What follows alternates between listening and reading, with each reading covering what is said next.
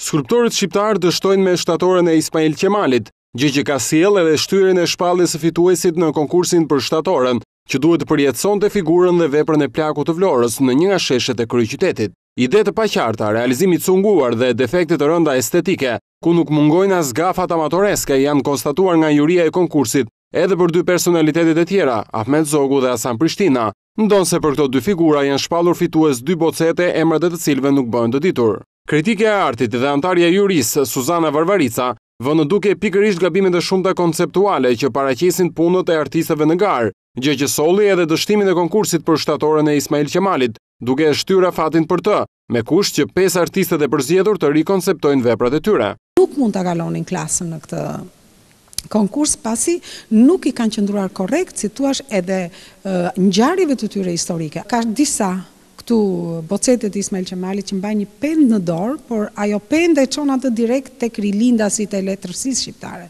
Janë ca informacione historike të cilat skulptorët nuk i kanë pas parasysh. Kështu që eliminohen disa elemente të cilat e lodhin figurën femine ose e bëjnë tregimtare figurën dhe nuk i japin asnjë gjë.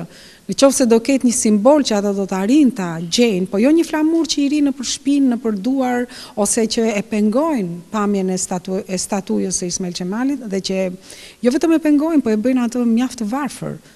Kritike e Suzana Varvarica tregon mbi gafat e artistëve, jo vetëm me Ismail Qemalin, por edhe me Ahmet Zogun dhe Hasan Prishtinën.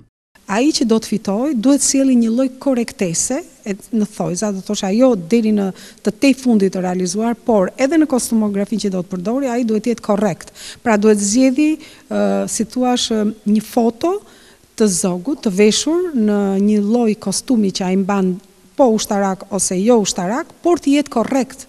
Mos përdori elementet e njërës foto edhe të 2-3 fotove, pra të 2-3 fotove të ndryshme në kostumografi, tek boceti i tij. Ka edhe në mënyrë konceptuale që kanë tejkaluar edhe, si thua, mendimin estetik ndaj figurës së Zogut, ka probleme, prandaj edhe në juri ka historian. Si kundërpohojnë organizatorët, konkursi nuk është mbyllur as për 2 artistët e zgjedhur fitues sa i takon boceteve të Zogut dhe Prishtinës, pasi ato do t'i kalojnë për miratim komisionit ndërministror për festimin e 100 vjetorit të shpalljes së pavarësisë, ndërkohë që do të ketë sërish një votim në internet nga publiku për të përthithur opinionin dhe shijet e shqiptarëve.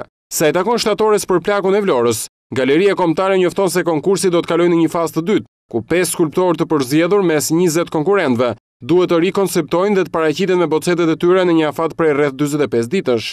Artistët e përzgjedhur për të vijuar më tej garën për shtatorën e Ismail Qemalit janë Ilirian Shima, Pjerin Kolnikaj, Idris Ballani, Ardian Pepa dhe Veli Blakçori. Po kështu me debatet të mëdha, kritika dhe akuza për plagjatur, është mbyllur edhe konkursi paraardhës për monumentin e 100 vjetorit të shpalljes së pavarësisë, i cili ende nuk ka një shesh në kryeqytet.